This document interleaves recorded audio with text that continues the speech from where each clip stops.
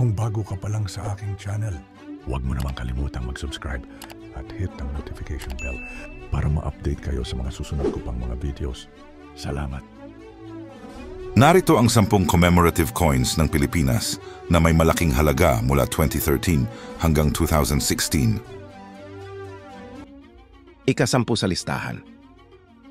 Philippines 2016, 1 Piso Artemio Ricarte, 150th birth anniversary.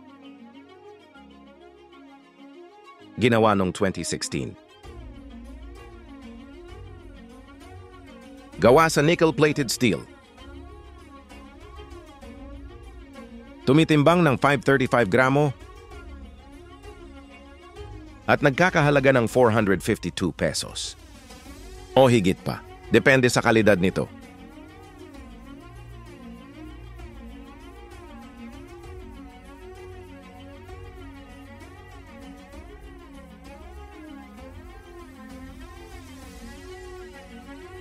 Ika-9 sa listahan. Philippines 2016, 1 Piso 150th birth anniversary of Isidoro Torres. Ginawa noong 2016.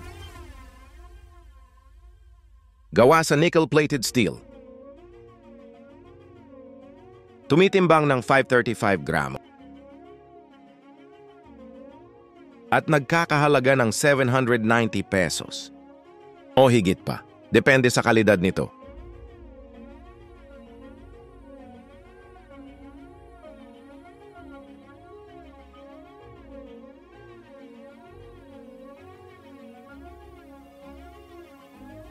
Ika-8 sa listahan. Philippines 2014, Bagong Bayani 5 Piso coin. Ginawa noong 2014. Gawa sa nickel brass. Tumitimbang ng 775 gramo. At nagkakahalaga ng 600 pesos. O higit pa, depende sa kalidad nito.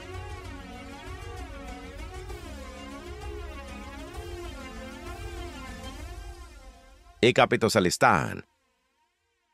Philippines 2014, 10 Piso 150th birth anniversary of Apolinario Mabini. Ginawa noong 2014. Gawa sa bimetallic nickel brass center in copper nickel ring. Tumitimbang ng 8.7 gramo. At nagkakahalaga ng 700 pesos. O higit pa, depende sa kalidad nito.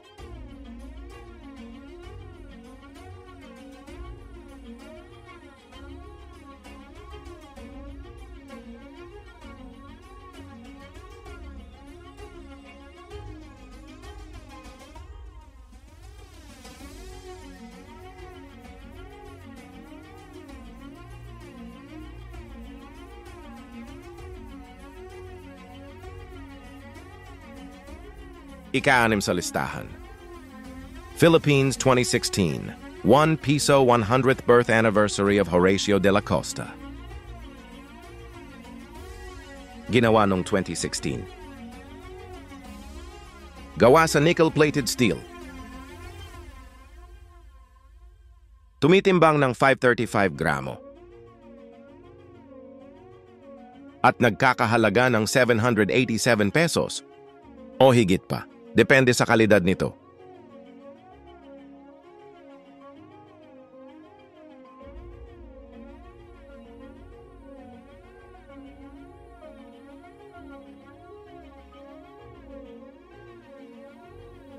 Ika-5 sa listahan.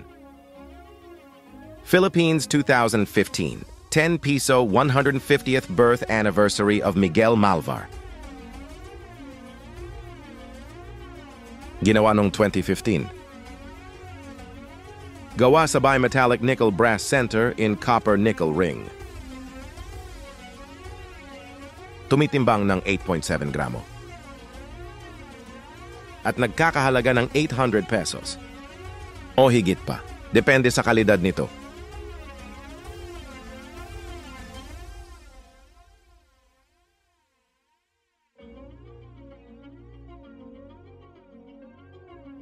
Ika-4 sa listahan.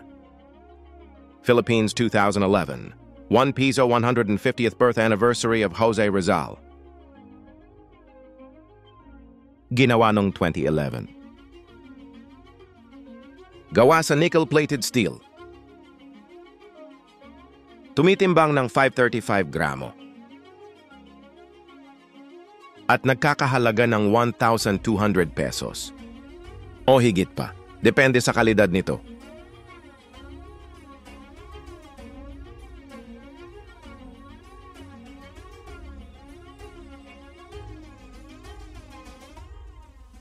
Ika-3 sa listahan.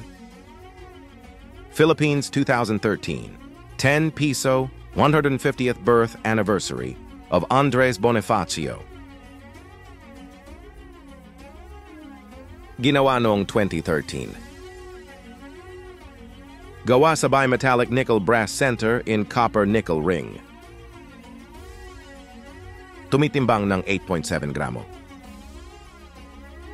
At nagkakahalaga ng 1,500 pesos. O higit pa, depende sa kalidad nito.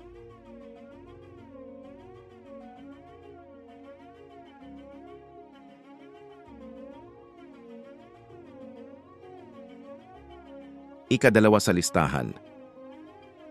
Philippines 2014, 5 piso 70th anniversary of late Gulf landing.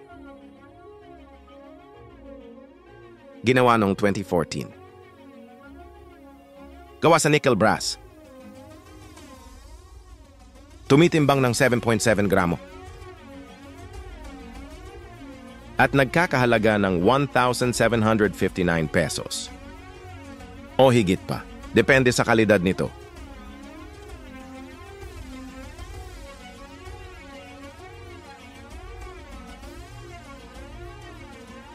Una sa listahan. Philippines 2015, 500 piso Pope Francis visit.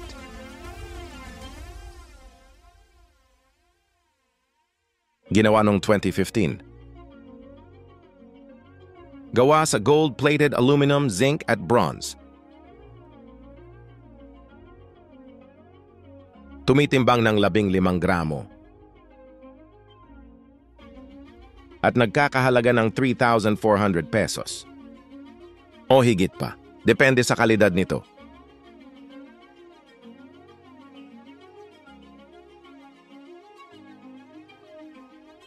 Paano ba yan? Hanggang dito na lang tayo. Sana meron kayong napulot na kaunting aral sa video na to. Maraming salamat sa panonood at pakikinig.